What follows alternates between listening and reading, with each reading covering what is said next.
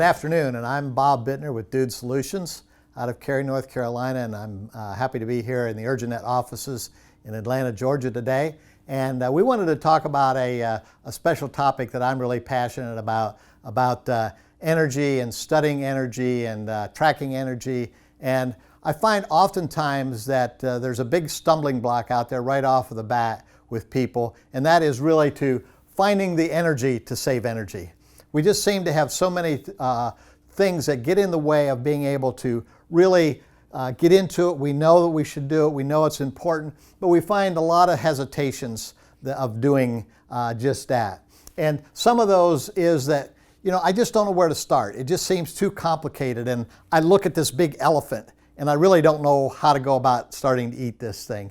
And so we look at it as just too complicated. And then I also find that a lot of times we just say, well, they're not going to turn the lights off. They're going to do some other things, they're going to cut some other things, but I know they're going to pay the utility bill. So it's really not that high of a priority for me. And so because I know that finance is going to pay for it, even though I might get yelled at, I'm really going to get yelled at more if I don't have the building cooled or heated, or if I don't have the snow cleared out front. There's just so many other things that I'm going to get yelled at before I've overspent my utility budget. And so those are the things that I'm really working on. And so I just find that I don't really have the time. And then we get into things like, I really don't know what all these things mean. I hear all these terms like BTUs, KBTUs, cost per therm, kilowatt hours. What's the difference between kilowatt and kilowatt hours? I don't understand all this stuff, and I have to keep Googling it and looking it up, and then I forget it, and it just seems way too complicated to me. It just seems like way too much work. And then those things like peak demand, on demand, off demand, where's it all going to end? And I just have so many other more important things to do because my boss is yelling at me, and I just don't have the energy to do all of this stuff. And so the last thing then I just say to myself, what's in it for me? Because if I save the company a bunch of money, they're probably just going to cut it from my budget anyhow. And I'm not going to benefit from it. I know that I'm not going to get called up in front of a large group of people and say, look at me. I've spent all of this time and all of this effort, and I've saved all of this money for the company, for the school system, for the county, for the town, for the hospital, for the TV station, whatever it is. And I'm really probably not going to get any recognition. I'm not really going to get any reward out of it. My budget's going to be cut by the amount that I've saved. And so what is it in it for me? But I would just venture to say there's a lot in it for you. There really is the things that we need to do. You know that it's the right thing to do. I know it's the right thing to do. And it's just about how do we go about putting all this together? How do I line that elephant up? And how do I start nibbling away at it? How do I start working at it? And so I'd like today just to kind of work through some very simple steps of where do I start? Just where do I start with this whole project?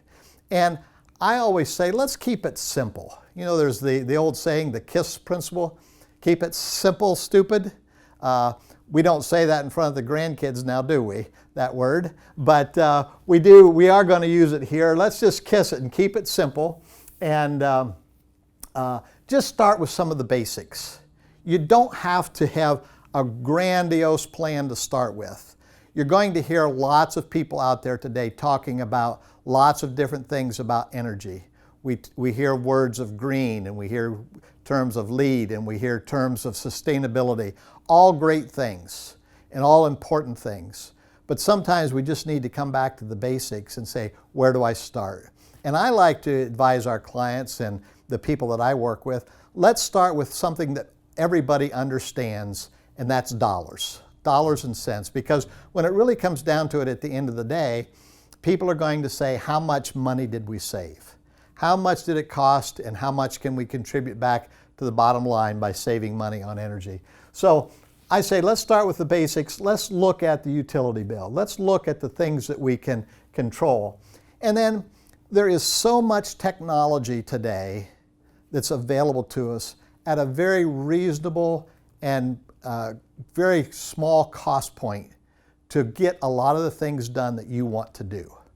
And so why should I put a lot of time and energy into creating an Excel spreadsheet into some Access database that just seems to be overwhelming and by and large a big drain on my time.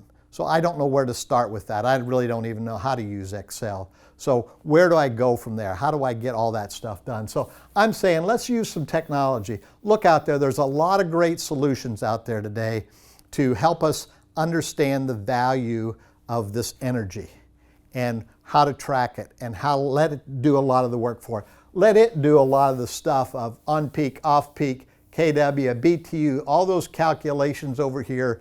Let that system work for you. We have a great solution at Dude Solutions that allows us to do that. We're one provider. There are many out there that do that kind of thing. But look and understand the technology that's out there.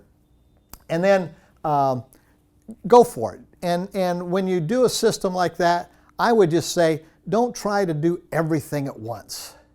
Just start off and find the small solutions, the small success stories in all of this. Start out small, start tracking stuff. And one of the things, particularly if you start with the utility bill, we have a great relationship with Urjanet. And one of the stumbling blocks you might be thinking of, how do I get that data from my energy company, from my water company, from my gas company? How do I get it into a tool? How do I utilize technology? And there's technology there that allows us to do that. And so automating that process is important as well. And then I always say start with some historical data as well, so you know where you've been and what you're going to be able to save. So get a year or two of historical data to be able to look at. So when you get through, you can start looking at, are the things that I'm doing saving me some money? And again, I would say let's start small. Let's look at some of the things that everybody understands, and that's dollars and cents. What's it cost me per month? What did it cost me last year? Am I saving? Is it costing me more? Am I saving? And then tracking it out over a year's period of time and seeing really what you're doing and if you're making any improvements. And most of the systems and technology that you look at will provide you some very granular and very top level views of the data as well. And then not only as you're looking at dollars and cents, but you also want to look at really what energy intensity there is. You do need to start to learn how to understand kW, kWh, and the things that really affect that, because there are going to be things that impact the cost over here, and you need to be able to explain it. It's not that difficult. And but what I would say is go ahead and start with some of the basics. I always like to say, let's start with electricity. That's where that's where a lot of the big dollars are. Let's start with electricity.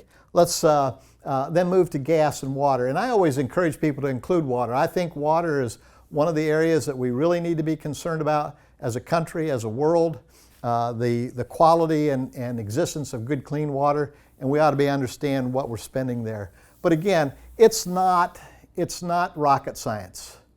And there's a lot of technology, there's a lot of stuff out there. And then you say, but Bob, I still don't have the time, I still don't have the energy to do all this. It really would be nice if I could find some extra help.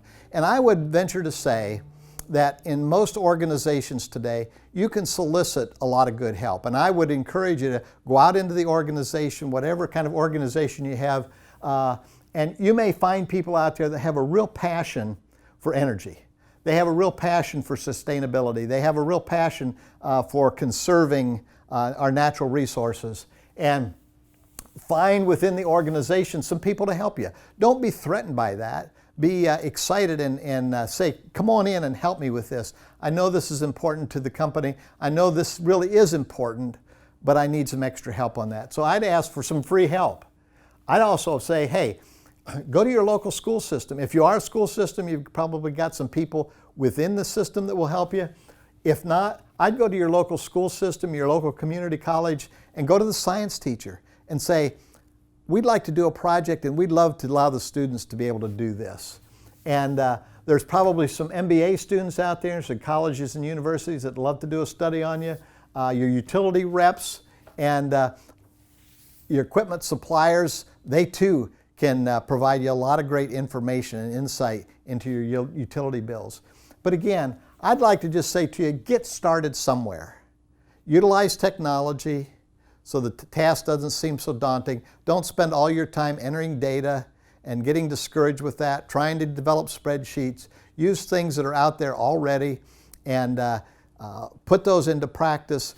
Go ahead, look for some free help for you. And you might be able to, even a summer intern that you might have to pay a little bit of money to, but very inexpensive, can do a lot of great work for you and get started with it. So I just encourage you to just start eating the elephant, one bite at a time, a little bit at a time. Get it, nibble it off, start at it, and just start somewhere. And even if it's not exact, even if it's not precise at the very beginning, you'll get there and you'll start seeing results. And guess what? When you start saving money and you start showing that to your financial people, they're going to recognize you and they're going to allow you to have more support and more help to do even more, to harvest even more, and to be more sustainable as a company.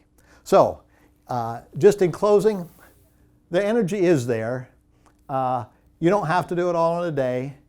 The old saying, Rome wasn't built in a day, and maybe your energy savings program won't be built in a day, but it certainly can be built in weeks and months and years to come as you look forward to saving energy. Thank you, and it was good to be part of you today. And if you'd like more information, be glad to contact me at bob.bittner@Dude Solutions.